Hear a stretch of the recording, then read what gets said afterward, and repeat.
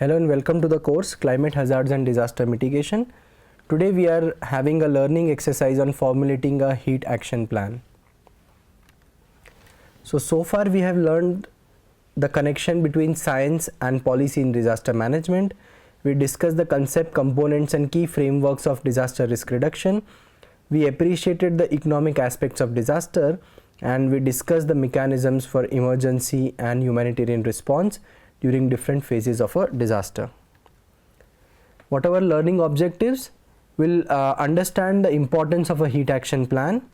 We'll outline the key and additional components of a typical heat action plan, and we'll discuss the step-by-step process to formulate a heat action plan for a city and or state. So starting with the heat action plan, it is a strategic, localized public health and disaster management plan to reduce deaths and illness from extreme heat by coordinating early warnings, public awareness campaigns and emergency responses, encompassing measures from immediate relief such as cooling centers to long-term urban planning for climate resilience. They transform the response to heat waves from an emergency only approach to a long-term comprehensive strategy that covers preparedness, public awareness and structural adaptations to reduce and in some cases prevent heat related mortality. So like if there is a heat wave, you need not act in an emergency. You have a comprehensive long term solution to counter that, and that is what a heat action plan is for. Why HAPs matter? Because there is a rising heat risk. There is a heat prone states in India rose from 9 to 23 in just 5 years. There is a public health threat because heat waves cause dehydration, heat exhaustion and heat stroke.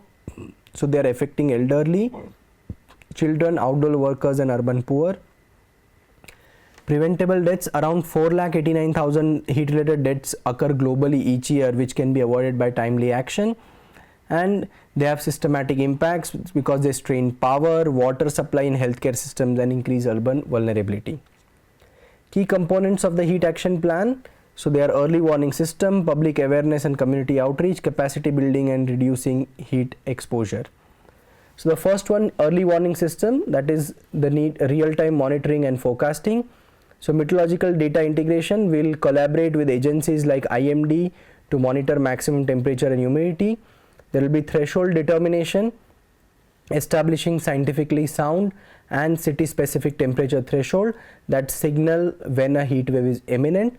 There are color-coded alerts like green, yellow, orange, red to trigger specific actions, and your forecasting tools can give 5 to 7 day forecast in advance. Public awareness campaigns are important because they give you do's and don'ts. So information is disseminated through TV, radio, social media, and a do's and don'ts list is already provided, and the targeted vulnerable groups are informed. Capacity building, where you train your healthcare staff in case of a medical emergency, how they have to be prepared. Then there is resource allocation, sufficient ORS, IV fluid, etc. should be allocated, and there should be SOPs for actionable guidance. There should be interagency collaboration and coordination. That means who should be the lead agency, who should be the coordinating agency should be defined, specific roles for each department. Regular post-season evaluation should be conducted to identify the effectiveness of HAPs. There are some crucial additional elements: identifying hotspots and high-risk areas, and long-term mitigation strategies should be planned. Next should be a communication plan, where there should be a nodal officer which will activate a heat alert, and when that nodal officer activates, all the systems will come into action immediately and they will know what their task is. If somebody do not have the task defined, then it is very difficult that each one should be conveyed their task. Now once this alert button is pressed, then each one of them will have their actionable tasks and they will start acting upon them. There are some additional components required in addition to what the components we saw. that there are some emergency situations, so there is urgent medical treatment required. So for that, there can be rapid increase in the hospital services. So if it is not provided, there can be a crippling effect on the operational capacity.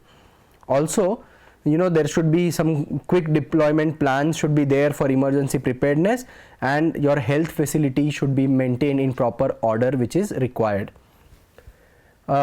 Some actions we have taken from Ahmedabad Heat Action Plan. So there are actions during the pre-heat season, that is January to March, during the heat season March to July, and the post-heat season. So each actions are very aptly defined, and that action should be carried out accordingly. Now coming to the main important task, if you are to formulate a heat action plan, what are the components?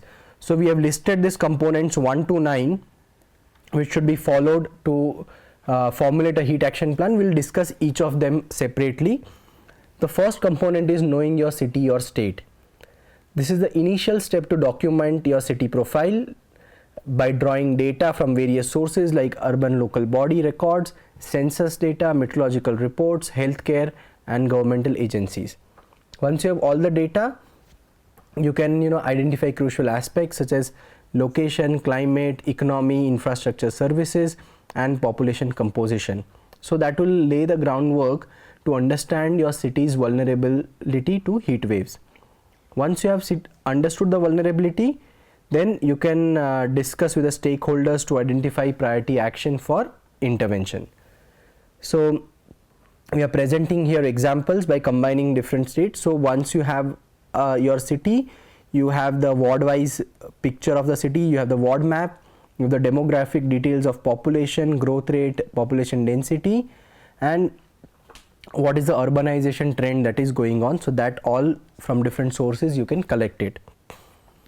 Next is understanding the climatological variance. So the changes in the weather parameters is very important. So you should understand the historical changes as well as the future changes. So IMD is one agency from where you can get data for last 30 years. So the data required are minimum maximum temperature, mean temperature, relative humidity that can be collected for the summer season, that is March to June. For future projections, you can use downscaled climate model data. Either you can use data from any portal, or you can have access to incline portal to get this data. We already discussed in the earlier lectures.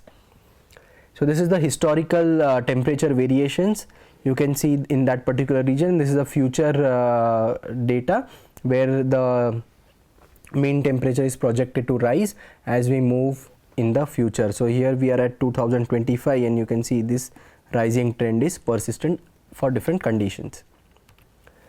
After that, you will map the urban heat island effect, because particularly in the urban areas this is a very prominent cause of heating. So UHIs are usually formed due to human activities like industrialization, urbanization, which will reduce vegetation, increase surface temperatures because of the paved surfaces, and it can also alter the wind patterns. So UHI should be a critical part of the heat mitigation plan, because the areas with the higher vulnerability would need more attention. Thermal hotspots can be mapped by gaining the insights about difference in the temperatures across the city profile. So you can measure the land surface temperature by analyzing satellite imageries from Landsat, and it can always be validated using the ambient air temperature. So here is the UHI mapping. Here you show the hotspot wards, which wards are hotspots of higher temperature that can be found out. So from the Landsat data, this hotspot mapping can be easily done. Next is vulnerability mapping and assessment. So recalling the definition of vulnerability, so it is the degree of exposure to heat hazard, sensitivity to changes in weather or climate, and the adaptive capacity which is taken into account to quantify the vulnerability. So vulnerability mapping is very essential because we identify the vulnerable groups and areas that are impacted by heat stress at both city and ward levels. So what are the vulnerable groups? They can be slum dwellers, shelterless individuals, outdoor workers which are working in higher exposure in sunlight, street vendors who are standing by the street, Then there are traffic police personnel which have to stand in city, delivery workforce like Zomato and Swiggy, which are supplying to people, and people with comorbidities like hypertension, cardiac, kidney ailments, infants, pregnant mothers and children. So these are the vulnerable people. Once you have this socio-economic data, then you can identify vulnerabilities. So this is a color coding scheme which will give you which are the high vulnerable wards and low vulnerable wards, and you can also conduct citywide surveys to get this kind of additional data to map the vulnerability for each ward. Once the vulnerability mapping and assessment is done, then other data can be also taken, that what is the sanitation status, water status, electricity, health, transport, housing, cooking, awareness and heat stress symptoms. So that is the additional data can be taken as a other compounding factors. So here's a table which shows which factors have are classified under exposure. So you have land surface temperature. So here the data source is mentioned. Population density, again these are under exposure. Under sensitivity, number of informal settlements, so they are basically slums. Illiteracy rate, built up index, so that is how much built up area. Land use, that is major classes, so they are sensitivity. Adaptive capacity, you have access to urban health centers. What is access to park? What is NDVI? That is the greening, it will show access to water bodies and access to roads. So these will all make up your vulnerability mapping framework. Next is you estimated heat threshold. For each city the threshold may be different. If you are preparing for Shimla, you cannot have a 40-degree threshold. It is a hilly area, you will have a 30-degree threshold. If you prepare for Mumbai, it is a coastal city, so threshold will be different. So based on the long-term data, you can have the threshold. It is also defined as epidemiological threshold, where the effects of heat begin to provoke excess mortality. So that threshold is very important. For that, what you can do, that heat threshold, so once we talk that 30 degree, 37 and 40 degree, that is the temperature threshold, that is for heat wave. But heat threshold where it causes mortality, that can be different. So for that there is a correlation required between maximum temperature and deaths per day. So this record the municipal corporation will have, and after a temperature you can see this curve increases. So this particular temperature can be the threshold where that is the epidemiological threshold. Next is heat stress impact assessment. So you have to understand the multifaceted effects of heat waves on health, livelihood, productivity by employing a survey based approach to assess the vulnerability adaptation strategies within the communities, particularly slum and local low income areas, because this will have a differential impact. So you cannot treat everyone on the same scale. So thermal hotspot maps, which will give you an insight about the differences in hotspot distribution across the cities, and when you identify these hotspots you can have a focused intervention when they are most needed. So here's the elaboration on hotspots. So they are referred to as areas within the city which experience ambient temperatures in excess of the average monthly temperature. So they are called hotspots. So when you are trying to identify the impact assessment, then you have to carry out a ward level household survey to check the impacts on various factors. For example, due to heat waves in certain areas, what is the health impact, how many people did not get job, how their productivity is affected. These all things we have to do surveys. Then we have to draw key challenges for each group, like slum developers may have different challenges, those residing in a highly dense zone may have different challenges, women and others may have different challenges that should be outlined. Condition of people working in different, so how many people are working exposed to sun, that should be found out.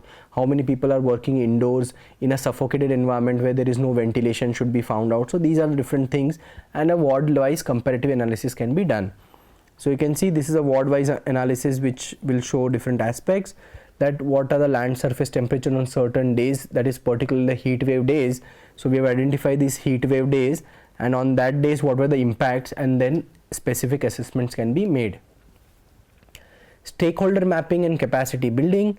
So you should engage all stakeholders because they are very critical in developing a heat action plan. They are the State Disaster Management Authority, NGOs, community-based groups, media, health departments, private hospitals, and various governmental departments. Stakeholder mapping and capacity building entails strategic approach to engage stakeholders at both city and state levels. This involves conducting a thorough training needs analysis to identify gaps and tailor training strategies and programs. Mitigation and adaptation strategies. They should have specific strategies for the pre-heat period, during heat, and post-heat period. So you should have a sector-wise measures which are devised to mitigate and adapt heat stress, considering specific vulnerabilities. Also, there should be a consultative process which is employed to develop gender-sensitive interventions and which should ensure inclusivity and address diverse needs. For example, those people with disabilities should also be catered to. Also, what are the financial implications and benefits for each should be outlined. Here are some strategies.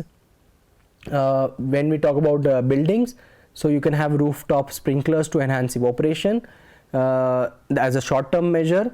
Long-term, medium-term measure can be natural cross ventilation should be there, and long-term improving bylaws. So they are categorized that way. Again, there should be more vegetative surface and use of cool roofs. The building should be retrofitted with coatings which are highly reflective, and there should be passive cooling techniques should be followed. In slums, short-term measure could be cool roof we can apply, wet gunny bags. This is a very low-cost technique, wet gunny bags, and water tanker should be there in slums during orange and red alert. Medium term, there should be open space to avoid crowding, and there should be understanding of heat risk. Long term, heat trapping material should be avoided, and affordable houses should be given under Pradhan Mantri Awas Yojana. Community level, education of community is very important. Provision of ORS at public places can be made so that people can stay hydrated, and there should be capacity building and more strategy planning for sustainable cooling should be adopted. Workplace, electric fan should be provided.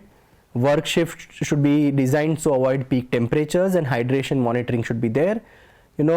For the workforce which is exposed, for them there should be particular measures which should be targeted to them, and if you are designing a facility, it should be well ventilated and it should be protected from outside heat. So here are some stories. You can see this is a cool roof technology where they are painting the roof white with more reflective colors.